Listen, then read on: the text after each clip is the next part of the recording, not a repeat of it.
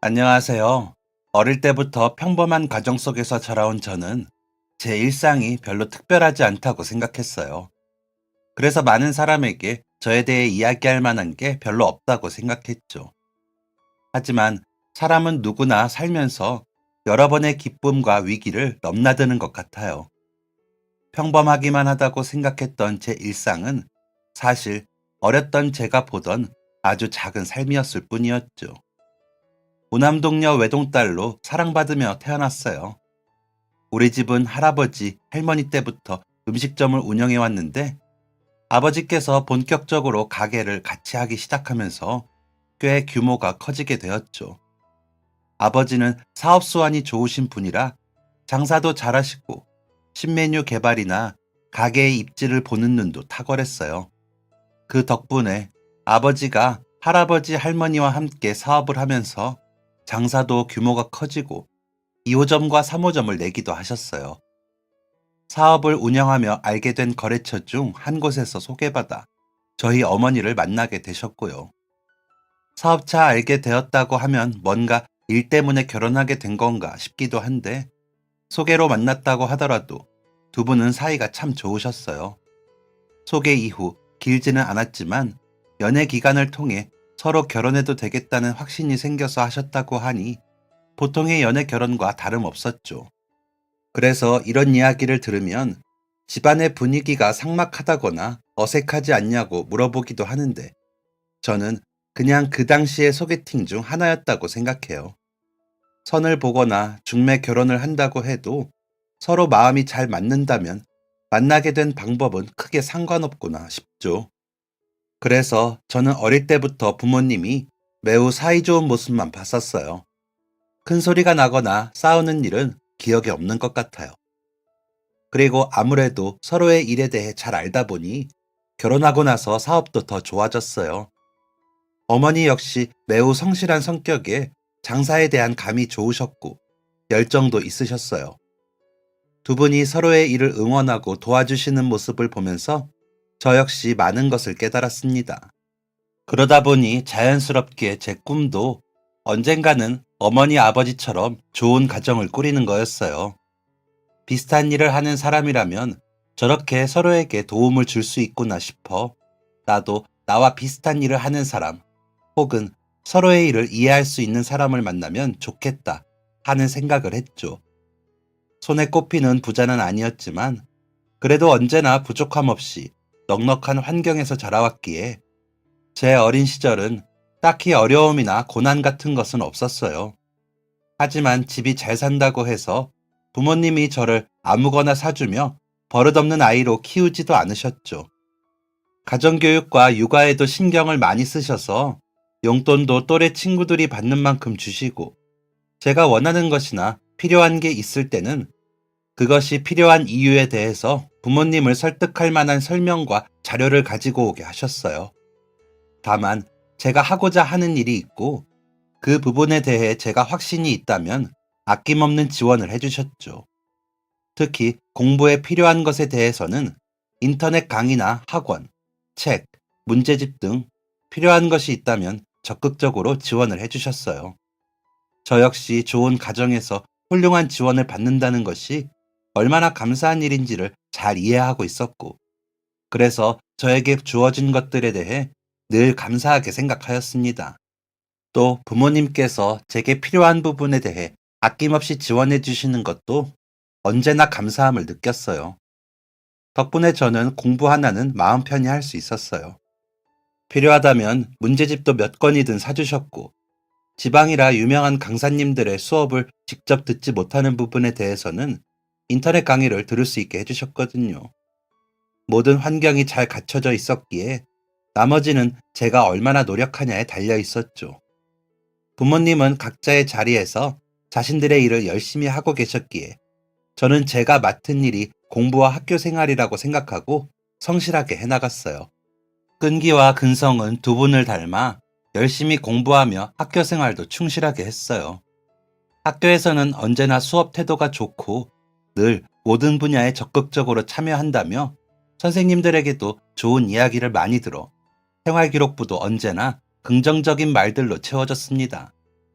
그렇다고 친구들에게 시샘을 받는 아이도 아니었어요. 제가 무엇인가를 더 가졌다고, 더 많이 안다고, 잘난 척하지 않고 친구들이랑도 잘 어울리고, 놀이할 때도 빼지 않고 흙더미를 뒤집어 써가며 놀았거든요. 서글서글한 성격이라 주변에는 남자애들, 여자애들 할 것 없이 모두 친하게 지냈죠. 그래서 학급에서는 늘 반장이나 부반장을 도맡아 했어요. 중고등학생 때는 전교회장도 해봤죠. 친구들에게도 선생님에게도 인기 만점이었던 저는 다시 떠올려도 너무나 즐거운 학창시절을 보냈습니다. 주변에 호기심도 많고 흥미도 많았기에 미래에 대한 꿈도 다양했어요. 피아니스트부터 화가, 선생님, 과학자, 외교관, 승무원 등등 하고 싶은 일이 정말 많았죠. 활동적이고 새로운 분야에 대한 호기심이 많아 다양한 직업에 관심이 많았어요. 중학생 때 할머니, 할아버지께서 돌아가셨어요. 할머니께서는 오랜 지병으로 고생하시다가 돌아가시게 되었는데 그때 많이 아파하며 힘들어하는 모습을 보고 의료계를 꿈꾸게 되었어요. 할머니를 뵈러 병원에 다녀보니 아픈 분들이 참 많았는데 제가 이렇게 힘들어하는 사람들에게 도움을 줄 수 있다면 좋겠다는 생각이 들었거든요. 그래서 의사가 되어서 아픈 분들이 빨리 나을 수 있도록 도와야겠다 싶더라고요. 그 시기쯤부터 의대 진학을 목표로 더 열심히 공부했어요. 유명한 의과대학의 목록을 뽑았고 거기에 필요한 것들은 무엇이 있는지 꼼꼼하게 체크했죠. 내신 성적 관리도 꾸준히 열심히 했고 다른 아이들보다 내가 눈에 띌 수 있는 방법은 무엇일까 찾으며 수학경시대회나 과학경시대회를 참가하기도 했어요. 열심히 차근차근 준비하였기에 수능 시험 날도 떨리지 않더라고요. 많은 친구가 수능 시험장을 들어서며 긴장한 표정을 보였지만 저에게는 오히려 드디어 결정의 날이 왔구나 싶었어요. 그렇게 오랫동안 제가 준비해온 것을 마침내 보여줄 날이었으니까요. 그렇다고 수능 시험이 엄청 쉬웠다는 것은 아니었지만 그래도 제가 예상한 정도였고 모르는 문제도 없더라고요. 시험을 보고 나오는 제 표정이 얼마나 후련했던지 그날 시험이 끝나는 것을 마중 나오셨던 부모님께서는 화장실에서 시원하게 볼일을 보고 나오는 줄 알았다며 그때 이야기가 나올 때마다 웃으셨어요. 그도 그럴게 수능 하나를 보겠다고 몇 년을 준비했는데 마침내 끝마치고 나오니 후련할 수밖에 없었죠. 게다가 시험 문제도 다 아는 문제라 아주 어려운 부분도 없었기에 더 속 시원하고 의기양양할 수밖에 없었고요. 원숭이도 나무에서 떨어진다고 사실 이렇게 자신만만해놓고 실수를 하거나 결과가 별로였다면 아주 창피했을 것 같네요. 노력은 배신하지 않는다는 말처럼 다행히 창피할 일 없이 결과는 아주 잘 나왔어요. 수능은 거의 만점을 받았고 제가 원하는 곳이라면 거의 다 갈 수 있는 성적이었죠. 물론 원하는 의대를 지망할 수 있었습니다. 대학 합격 발표를 기다리며 자신이 있기는 했지만 그래도 대학은 동네에서 1등 하던 것과는 달리 전국에서 공부 잘하는 친구들이 응시했으니 약간의 불안감도 있었어요. 그렇게 떨리는 하루하루를 보내다가 마침내 결과 발표의 날이 밝았죠. 그리고 드디어 합격이었습니다. 제가 원하는 의대에 합격했어요. 이 소식을 알려드리니 부모님은 그 자리에서 폴짝폴짝 뛰며 기뻐하셨어요. 제가 잘할 거라고 믿고 있었지만 그래도 혹시나 원하던 대학에 합격하지 못하면 어떻게 위로를 해야 하나 고민도 하고 있으셨다고 해요. 가게 앞은 물론 학교에도 플랜카드가 걸렸어요. 부모님은 너무 기뻐하시면서 합격자 발표가 나온 날 가게에 있는 모든 손님의 음식값을 받지 않으셨죠. 대학교는 서울에 있었기 때문에 저는 따로 독립을 해야 했어요. 부모님은 날 잡고 서울에 며칠 지내면서 제가 살만한 집을 같이 구해주러 다니셨어요. 고등학교를 졸업하고 이제 더 이상 교복을 입지 않게 된 것도 익숙하지 않았는데 이제 혼자 살기까지 하다니 갑작스럽게 너무 어른이 된 것 같았어요. 아직 세상에 적응할 새도 없이 저 혼자 세상으로 내던져진 것만 같았죠. 하지만 이런 낯선 기분과 어색함을 느끼기도 잠시 의대의 수업은 이런 감정을 느낄 틈이 없었어요. 매일 몰아치는 공부의 양이 정말 어마어마했거든요. 게다가 거기에는 저뿐만 아니라 전국에서 공부를 잘하는 친구들이 모였기에 그 부담감과 압박감도 장난이 아니었어요. 그래도 나름대로 시간이 지나면서 잘 적응할 수 있었고, 학년이 올라가면서는 그런 부담을 내려놓고 즐겁게 공부하고 배웠어요. 의대에서는 제가 원하는 많은 것들을 배울 수 있었고, 대학교 공부라는 게 전공 말고도 교양 과목에서는 영어 회화나 댄스 등 다양한 수업을 들을 수 있게 되어 있더라고요. 동아리 활동도 있어서 다양한 경험을 할 수 있고, 대학생의 풋풋한 사랑도 해보며 아주 즐겁게 매 학기를 보냈습니다. 그렇게 시간이 흘러 3학년 1학기 중간고사가 막 끝난 어느 날, 저는 집에서 다급한 연락을 받아 내려가게 되었어요. 집으로 가보니 어머니 아버지는 울고 계시고, 집안에는 영화에서나 보던 빨간 딱지가 잔뜩 붙어 있었습니다. 할머니, 할아버지 때부터 이어오던 우리 집 사업이 망한 것이었어요.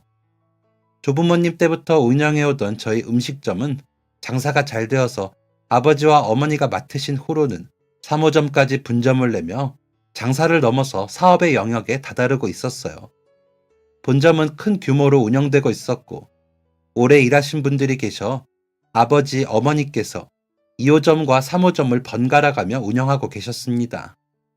장사가 너무 잘 되고 음식 맛이 좋다 보니 다들 다른 지역에도 지점을 더 내는 것은 어떻냐는 의뢰를 많이 하셨어요.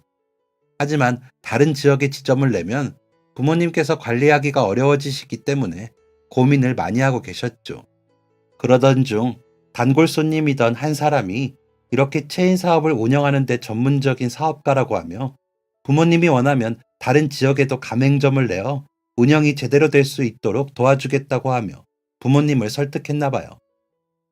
부모님은 고심 끝에 사업을 더 크게 확장하려면 본인들 힘으로는 무리고, 체인 사업을 제대로 하려면 전문가의 도움을 받는 것도 괜찮겠다는 결정을 하셨죠.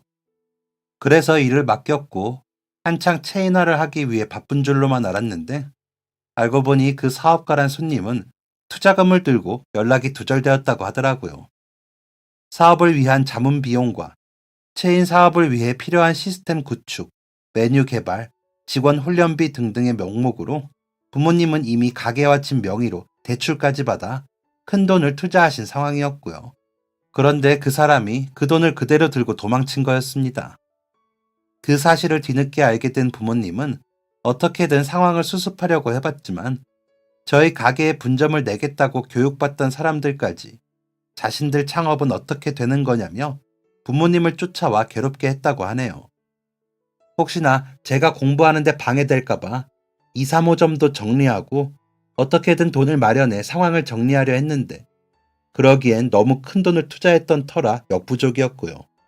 결국 1호점까지 운영이 불가한 상태가 되었고, 오래 일한 직원들까지 월급도 제대로 챙겨주지 못한 채 그만두게 할 수밖에 없었다는군요.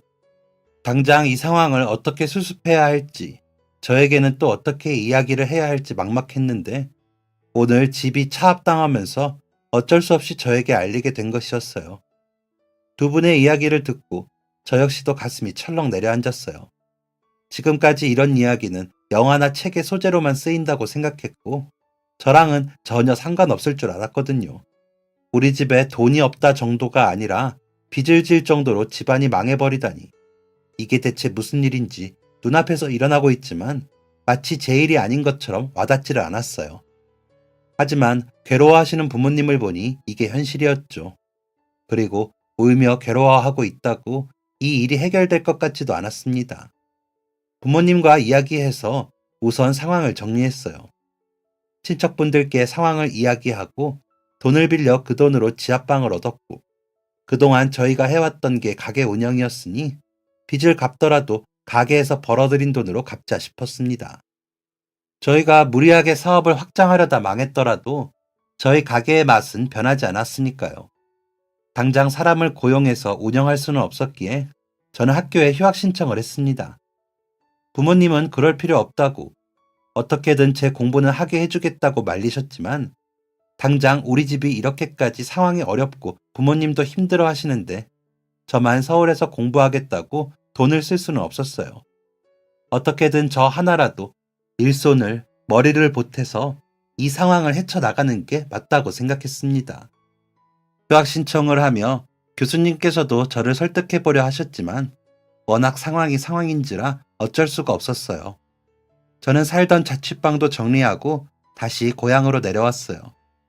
그리고 부모님을 도와 식당 일에 매진하기 시작했습니다. 아버지, 어머니는 주방을 맡으시고 저는 홀을 뛰어다니며 장사를 이어나갔어요. 다행히 근처에 살고 계시던 고모가 아들과 함께 가게 운영을 도와주셨고 가족들이 고군분투해가며 장사를 계속해 나갔습니다. 처음에는 흉흉한 소식 때문에 발길이 뜸해졌던 손님들도 어느새 다시 찾아와 주셨어요. 오히려 저희 상황을 알게 되시고 힘내라며 응원을 해주시는 분들도 있었죠. 저는 가게를 마감하고 야간 시간에는 근처 PC방에서 아르바이트 했어요. 그동안 공부하느라 잠을 아껴온 습관이 여기서 빛을 발하더라고요.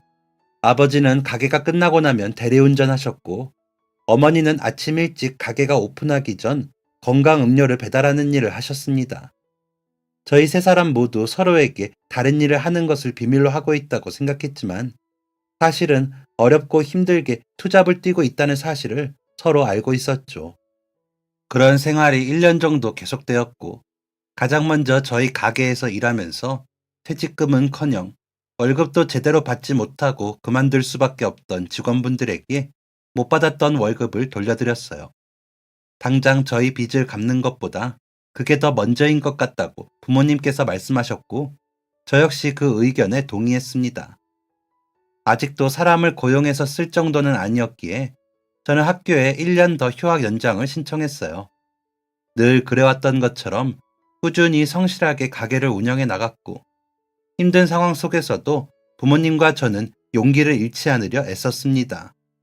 그렇게 하루하루 매일 노력하다 보니 어느새 숨통이 트이는 시기가 오더라고요.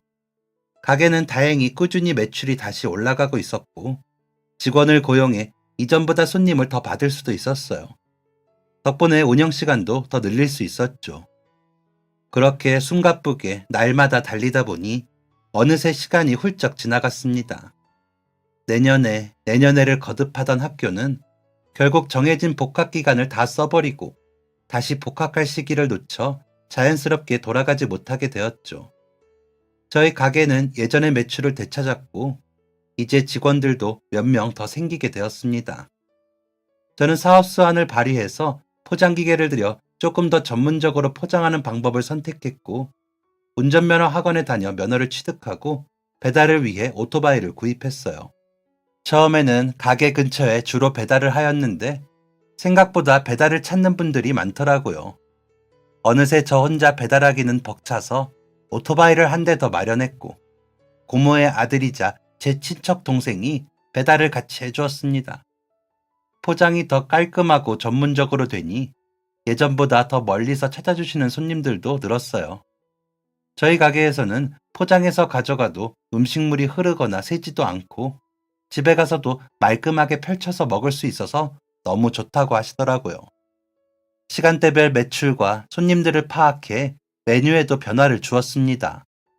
잘 나가지 않는 메뉴는 과감하게 삭제했고 더욱 다양한 사람들의 취향을 고려해서 매콤한 버전과 어린이 메뉴를 추가했어요.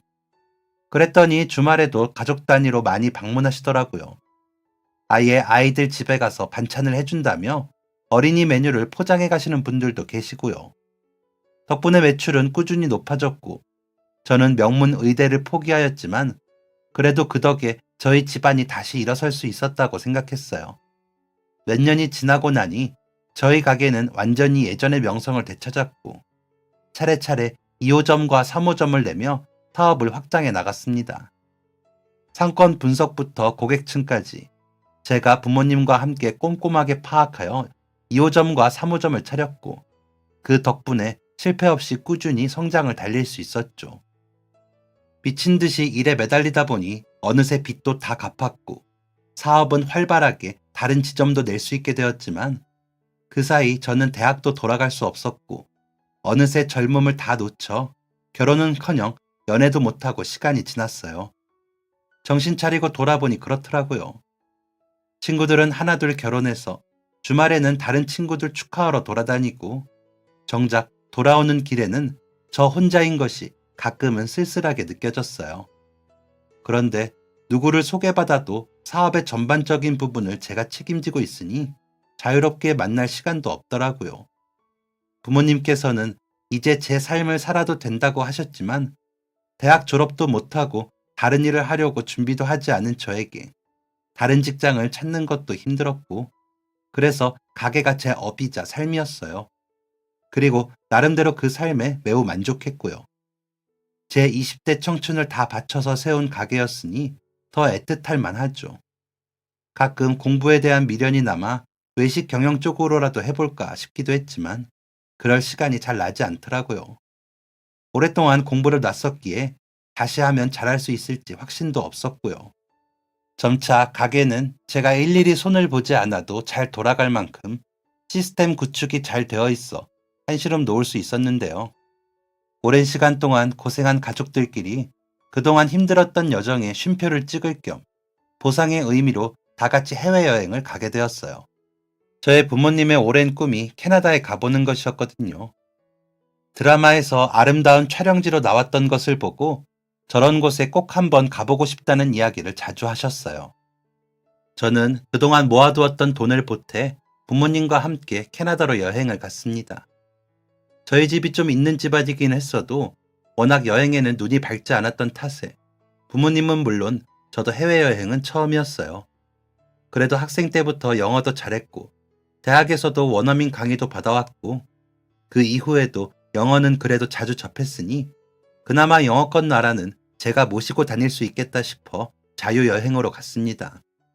공항에서 비행기가 이륙하는 순간 얼마나 떨리는지, 장거리 비행이 처음이라 힘드실 법도 한데 부모님은 캐나다 관광 안내 책자를 몇 번이나 다시 펼쳐보고 여행 영어 회화를 책이 닳도록 읽어보며 여행에 대한 설레임으로 힘든 것도 잊으시더라고요. 저 역시 처음으로 가는 해외여행에 마냥 들뜨는 기분이었죠. 미리 생각해온 동선대로 부모님 모시고 여기저기 구경도 하고 낯선 땅에서 낯선 언어로 음식도 주문해보고 사진도 찍어달라고 요청해봤어요. 정말 신나게 여행을 다녔고 오랜만에 이렇게 여유 있는 시간을 보내니 지나왔던 시간도 찬찬히 되새겨볼 수 있었습니다. 너무나 즐겁게 추억을 쌓으며 여행을 하던 중 3일째에 저녁을 먹고 저는 어머니랑 먼저 방으로 돌아오고 아버지는 주변을 한 바퀴 돌고 오시겠다며 천천히 오기로 하셨어요. 저는 방으로 바로 가려다가 어머니가 한국에서부터 가져온 가래떡을 나누어 먹고 들어가라고 하시길래 알겠다고 하고 부모님 호텔방으로 갔습니다. 유명 떡집에서 사온 거였는데 도착하고 한동안 바빠서 먹지 못했더니 그 사이 굳어져 버렸더라고요. 버리자니 너무 유명한 곳에서 산 거라 아깝다며 먹어버리자고 하셨죠. 그래서 어머니를 따라 방으로 가서 가래떡을 먹을 준비를 해두고 화장실에 갔다가 매장에서 걸려온 전화를 받느라 잠깐 화장실에 있었는데 밖에서 뭔가 이상한 낌새가 느껴졌어요. 잠깐 통화를 멈추고 귀를 기울였는데 갑자기 물건이 바닥으로 우당탕 떨어지는 소리가 들렸습니다. 저는 깜짝 놀라 통화를 끊고 밖으로 달려나갔죠. 나가봤더니 테이블 위에 올려두었던 포크랑 그릇들이 바닥으로 다 떨어져 있고 조명과 휴지꽉 같은 게 떨어져서 바닥에 굴러다니고 있었습니다. 이게 대체 무슨 상황인가 싶어서 두리번거리니 테이블 아래쪽에서 어머니께서 무릎을 꿇은 채 괴로워하시는 모습이 보였어요. 엄마! 하고 깜짝 놀라서 다가가니 어머니께서 숨을 못 쉬면서 목을 손으로 붙잡고 칙 하는 이상한 소리를 내고 계셨어요. 너무나 깜짝 놀라고 무서워서 어떻게 대처해야 할지를 모르겠더군요. 떡이 어머니 목에 걸린 것 같기는 한데 갑작스러운 상황이라 응급시 대처 방안이 하나도 생각나지 않았어요.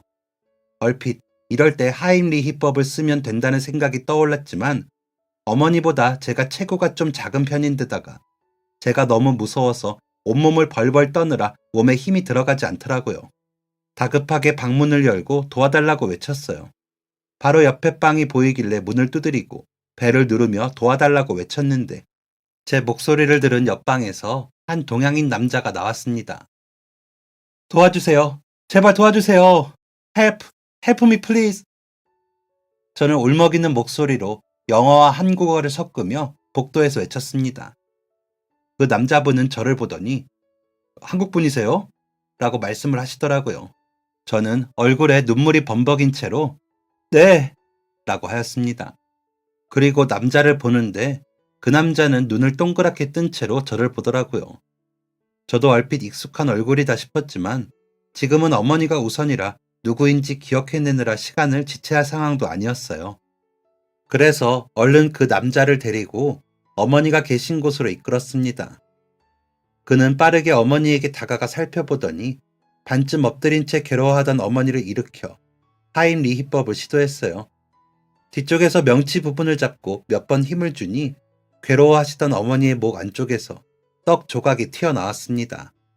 그러자 어머니는 켈록켈록 기침을 내뱉으며 그제야 숨을 몰아쉬었어요. 남자는 다시 한번 어머니의 얼굴을 보며 다른 이상은 없는지를 살폈고 다행히 다른 이상은 없다고 하더라고요. 저는 어머니의 얼굴을 살피며 괜찮은지 물어봤어요. 어머니께서는 다행히 괜찮다고 하시며 저분은 누구시냐고 덕분에 살았다고 얼굴을 들어 인사하셨죠. 떡이나 젤리는 자칫 기도를 심하게 막을 수 있어 심각한 응급 상황으로 이어지거나 사망에 이를 수 있다는 이야기가 떠오르면서 온몸에 피가 순식간에 식는 느낌이 들더라고요. 그만큼 너무 놀라기도 했고 더 늦기 전에 잘 조치되어서 다행이라는 생각이 들었어요. 때마침 아버지께서 방 안에 들어오시고 깜짝 놀라며 이게 다 무슨 상황이냐고 물으시더라고요. 어머니께서 떡을 드시다가 목에 걸려서 옆방에 계신 분께서 저희를 도와주었다고 설명해 드렸죠. 우리 가족은 일어나서 그 남자분께 너무 감사하다고 인사드렸어요. 정말 저희 어머니가 큰일이 날 뻔한 걸 도와주셨다고 생명의 은인이라고요. 아무도 나와보지 않아서 이대로 나쁜 일이 생기나 싶었는데 정말 너무 감사하다고 온 가족이 여러 번 고개 숙여 인사드렸어요. 알고 보니 그분은 의사 선생님이라고 하시더라고요. 정말 다행히도 의사 선생님이 옆방에 계셔서 목숨을 구할 수 있었죠. 저도 의대를 다니다가 그만두었는데 응급 상황에서 머릿속이 하얗게 변해서 손을 쓰지 못한 게 부끄럽다고 생각했습니다.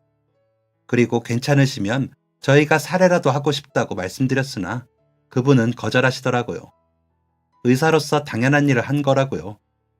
어머니를 방에 눕혀드리고 아버지께 뒷일을 부탁드린 후 그 의사 선생님과 함께 방을 나섰습니다. 마지막으로 다시 한번 감사 인사를 드리며 제 연락처를 적어드리고 저희가 살해할 방법이 있으면 언제든 연락달라고 말하며 돌아서려는데 그분이 갑자기 저를 불렀어요.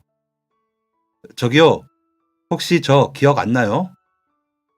저는 다시 한번 돌아서서 그분의 얼굴을 자세히 들여다보고 정말 깜짝 놀랐습니다. 아니, 너는 네가 어떻게 여기에... 아니, 왜 여기에... 아니, 그게 아니라... 오랜만이라고? 그래. 엄청 오랜만이다. 이게 대체 몇 년 만이야? 그러게, 벌써 10년은 넘었네. 한 13년 정도 되었나? 10년이면 강산도 변한다는데 너는 그대로다. 에이, 내가 무슨 그대로야. 완전 아줌마 다 됐는데. 아줌마는 무슨, 여전히 예쁜데? 나야말로 아저씨 다 됐지 뭐. 에이, 너야말로 의사도 되고 여전히 멋있는데? 알고 보니 그는 오래전 제가 의대를 다닐 때 만났던 첫사랑이었어요.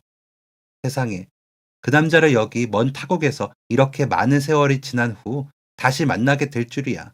정말 놀라웠죠. 그는 제 첫사랑이자 제 첫 연애 상대였어요. 오래전 항상 제가 사는 곳에서 1등만 했던 저는 첫 중간고사에서 제가 1등이 아니라는 사실이 매우 충격이었어요. 언젠가부터 당연히 1등만 했었는데 그동안 제가 강가에 살던 물고기였다는 기분이 들더라고요. 이제 더 큰 물에 내던져지게 되었구나 싶었어요. 그리고 그 큰 강에서 남들보다 빠르게 앞서가려면 더 열심히 헤엄쳐야 한다는 사실도 깨달았죠. 다음 시험에는 반드시 1등을 하겠다는 생각으로 이 악물고 중간고사 때보다 2배, 3배는 더 열심히 했습니다. 고3 때도 이렇게까지 공부한 적은 없었던 것 같았네요. 그리고 기말고사가 되었고 성적이 나왔는데 안타깝게도 수석은 놓치고 말았어요. 이전에 1등을 했던 친구가 또 같은 수석이더라고요.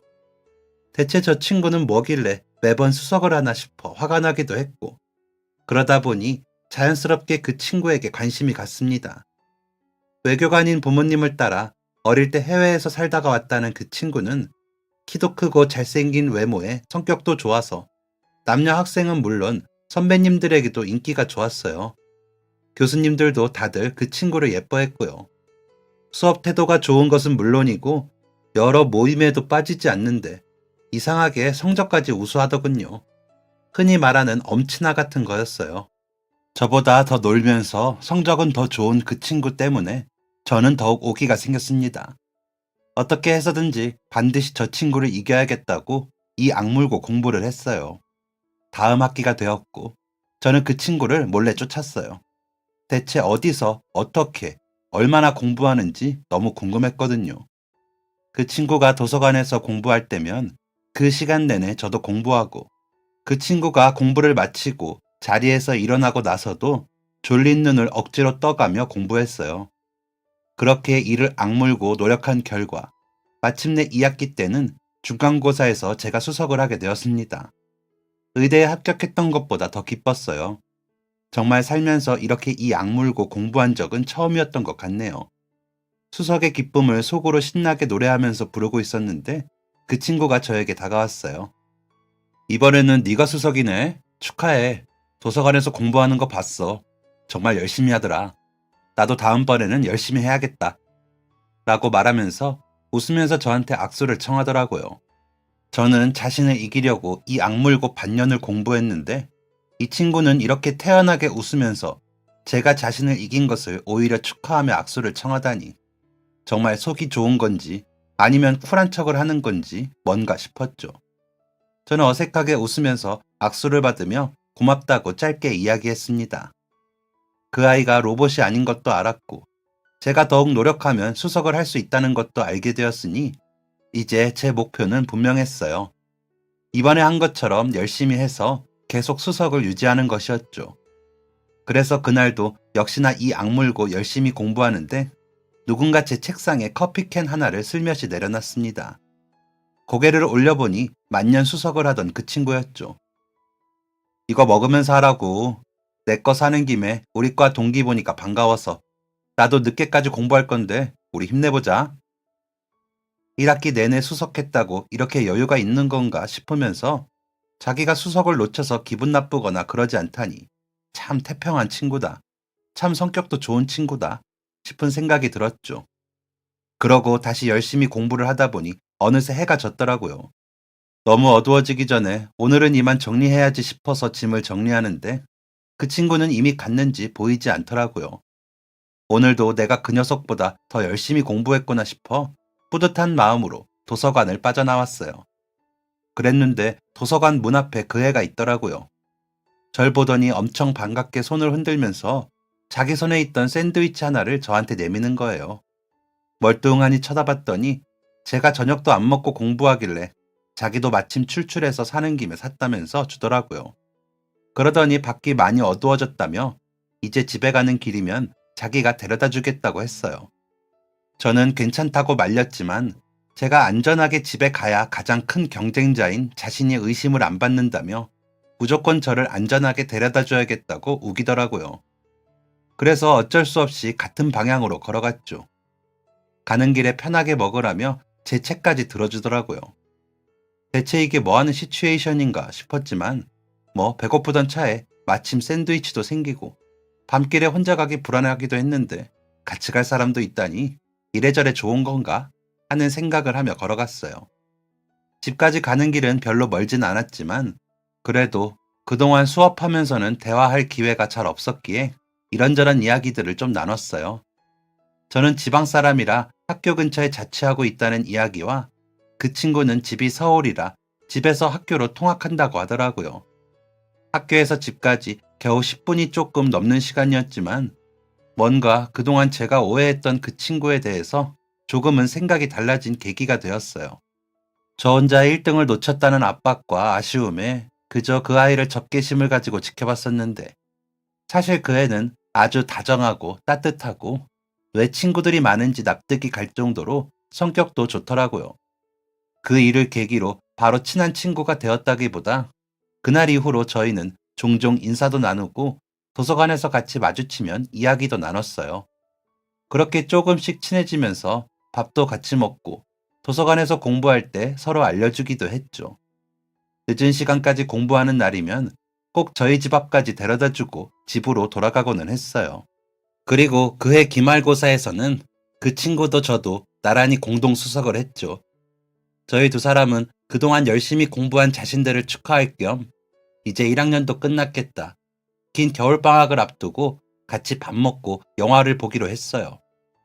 대학 올라와서 쭉 공부에 집중하느라 서울을 제대로 즐겨볼 시간도 없었는데 그 친구 덕분에 서울의 유명한 거리도 걸어보고 멋진 극장에서 영화도 보고 맛있는 식사도 할 수 있었어요. 고맙다고 인사를 하고 버스 정류장에서 헤어지려는데 시간이 늦었다며 우리 집까지 바래다 주겠다고 하더라고요. 알겠다고 이야기하고 걸어가는데 집 앞에서 쭈뼛거리더니 가방 안에서 작은 꽃다발을 꺼냈어요. 이게 뭐냐고 물었더니 저에게 주는 선물이라고 하더라고요. 이런 걸 뭐하러 주냐고 물었더니 사실은 꽤 전부터 저를 좋아했었다고 해요.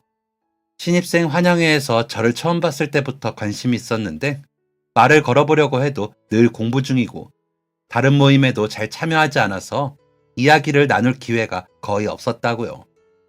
자기가 다가가서 말이라도 하려고 하면 제가 늘 자리를 피했고 그러다 마침내 처음 도서관에서 저에게 캔커피를 주면서 용기를 내 다가가기 시작했다고 해요.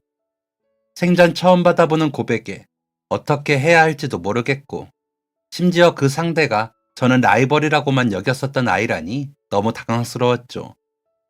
제가 당황하는 것을 알았는지 그 친구는 딱히 대답을 바라는 것은 아니었고 이제 방학이라서 한동안 못 볼 수도 있으니 마음을 전하고 싶었다며 괜히 자신이 부담스럽게 했다면 미안하다며 집에 조심히 들어가라고 하고 골목으로 사라졌습니다. 저는 집으로 들어와 그 아이가 준 꽃을 병에 담으며 한참을 바라봤어요. 오늘 온종일 이 꽃다발을 가방에 들고 다니며 언제쯤 저에게 줄지 어떻게 말을 해야 할지 망설였을 그 친구의 떨리던 마음을 생각하니 뭔가 미안한 마음이 들기도 하더라고요. 그리고 그동안 저에게 관심이 있었기에 다가오려던 모습을 저는 그저 경쟁 상대로만 느껴서 쌀쌀맞게 대했으니 얼마나 속상했을까 싶기도 하고요. 그렇게 고백받고 나서 저는 방학이라 인사차 그리고 휴식 겸 본가로 내려갔고 그 친구는 방학 동안 해외에 다녀온다고 들었기에 저희는 연락 없이 지냈어요. 먼저 연락을 해볼까 싶기도 했지만 무슨 말을 해야 할지 몰라서 그냥 말자 싶더라고요. 그리고 방학이 끝나기 전 저는 다시 서울로 돌아왔고 여느 때처럼 도서관에서 공부했습니다. 개강을 앞두기 며칠 전 도서관에서 그 친구와 마주치게 됐죠. 저를 보더니 여기 있을 줄 알았다고 하더군요. 아무 일 없는 듯 다시 인사를 건네주니 고마운 마음이 들기도 했고 방학이 끝날 쯤에서야 그 친구를 다시 만나니 너무 반가운 마음이 들며 그제야 제 마음을 다시 깨닫게 되었어요. 지나고 보니 방학 내내 그 친구 생각만 했더라고요. 함께 시험 준비를 하며 어느새 가까워졌었나 봅니다. 그렇게 방학이 시작할 때 받은 고백의 답을 방학이 끝날 쯤이 되어서야 주게 되었고 그래도 저희 두 사람은 예쁘게 연애했어요. 수석과 차석이 연애하니 매우 큰 이슈였지만 저희 두 사람은 연애하면서 오히려 과제도 도와주고 공부도 봐주면서 서로에게 더 좋은 인연이 되어주었어요. 그렇게 나란히 공동 수석을 하거나 수석과 차석을 엎치락뒤치락 하면서 어느새 3학년이 되었죠. 그때까지도 저희는 잘 연애를 이어오고 있었어요. 집에 빨간 딱지가 붙던 날 걸려온 전화 한 통에 저는 휴학부터 지방에 남기로 결정했고 그 과정에서 그 친구 역시 휴학 후 해외로 나가게 되면서 저희는 이메일을 몇 번 주고받고 컴퓨터로 영상통화도 몇 번 하기는 했지만 시차도 있고 그 친구는 나름대로 바쁘고 저 역시 투잡하면서 가게 일만으로는 하루가 벅차서 다른 곳에 신경 쓸 여력이 없더라고요. 그러다 보니 시간을 내서 연락하는 것도 얼마 못 가 서로 자연스럽게 멀어지게 되었어요. 그는 캐나다 국적을 가지고 있었는데 어머니께서 캐나다로 돌아와 다시 지내면 어떠냐고 하셔서 한국에서 대학 생활을 그만두고 다시 캐나다로 돌아갔었다고 해요. 대학을 졸업하고 의전을 들어갔다고 하네요. 캐나다 내에서 병원 생활을 하던 중이었고 제가 여행을 간 그 주에 마침 원래 살던 집이 공사를 하는 바람에 잠시 호텔에서 지내던 중이라고 하더라고요. 가끔 한국에 있는 친구들을 만나러 한국에 가기도 했는데 그때마다 저를 한 번씩 떠올렸다고 하길래 농담인 줄 알고 그냥 웃었어요. 저는 너무 정신없는 일상에 그에 대해서 잊고 살았죠. 그런데 오랜만에 본 그가 저를 먼저 알아본 게 신기하긴 하더라고요. 호텔 앞을 걸으며 서로 그동안 어떻게 지냈는지 이야기를 나누었는데 그도 지금까지 결혼하지 않고 살았다고 해요. 만나는 여자가 있는지 물었더니 없다더군요. 아이고, 의사 선생님 인기가 너무 많아서 튕기는 거 아니야? 장난스럽게 물었더니 그는 대학 시절 그 순수하고 장난기 어린 얼굴로 되려 저에게 아니, 좋아하는 여자가 있어서 기다리던 거였는데? 라고 맞받아쳤습니다. 예상치 못한 대답에 얼굴이 붉어지며 장난치지 말라고 그의 어깨를 살짝 밀쳤어요. 진짜야, 너 내 첫사랑이잖아. 나 좋다는 여자분들도 있었고 나도 소개팅이니 뭐니 몇 번 만나봤는데 그냥 네 생각이 참 많이 나더라고. 공부하고 네 생각을 하다 보니 어느새 나도 이 나이까지 혼자네. 이렇게 널 다시 만나려고 그랬나? 저는 부끄럽기는 했지만 그의 그런 고백이 싫지는 않았어요. 바쁜 일상에서 그의 존재를 많이 잊고 살았지만 그래도 제 기억 속에는 참 행복하고 다정하게 연애했던 첫사랑이었거든요. 저에게도 그는 아주 소중한 첫사랑이자 언젠간 다시 만나보고 싶었던 사람이었어요. 그 후 저희는 한국에서도 연락을 이어갔습니다. 마침 캐나다 생활을 정리하고 들어온 부모님을 따라 그도 한국으로 왔고 그러면서 저희는 연락도 더 많이 하고 얼굴도 보면서 데이트를 이어갔어요. 어린 시절 만났던 감성 때문인지 참 주책맞게도 이렇게 나이 먹어서 만났는데 여전히 뭐가 간질거리고 설레더라고요.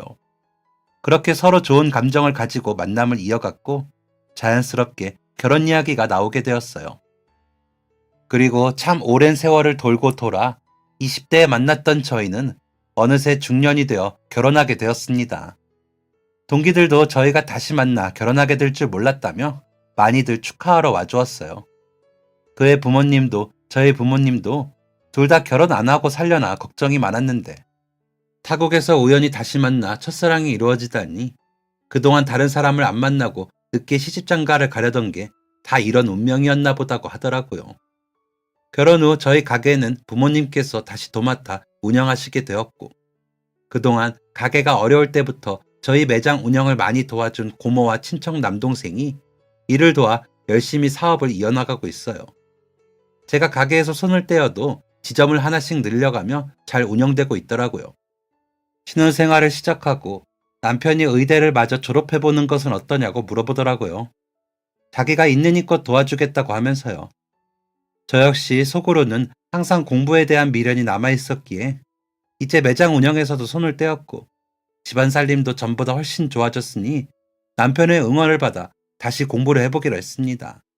정말 오랜만에 다시 입시 준비를 하고 있는데 오랫동안 공부해서 멀어져서 그런지 다시 하기가 영 쉽지 않네요. 그래도 예전에는 곧잘 했으니 조금 더 노력하면 금세 따라갈 수 있을 거라는 남편의 적극적인 응원과 함께하며 오랜만에 공부 본능을 불태우고 있습니다. 남편은 바쁜 일상 중에도 틈틈이 공부하는 저를 도와주고 있어요. 저도 지금부터 부지런히 준비하면 내년 수능 입시에서는 의대에 다시 입학할 수 있겠죠. 오늘도 또다시 펼쳐질 저의 새로운 미래를 위해 열심히 공부하는 중이랍니다. 평범할 줄만 알았던 제 삶은 180도 뒤바뀌게 되었지만 전화위복이라는 말처럼 위기는 저에게 매장 운영이라는 또 다른 기회를 주었고 그 기회를 성공적으로 이끌고 나니 인연도 만나고 또 다른 도전도 얻게 되었어요. 혹시 지금 일상이 너무 평범하게 느껴지거나 혹은 힘든 상황 속에서 어려움을 겪는 중이라면 지금의 상황을 달라지게 할 또 다른 인연이나 기회는 언제 어디서 마주칠지 모르니 희망을 놓치지 않았으면 좋겠습니다. 지금까지 사연 들어주셔서 감사합니다. 사연이 재밌으셨다면 구독과 좋아요를 눌러주세요. 감사합니다. 안녕히 계세요.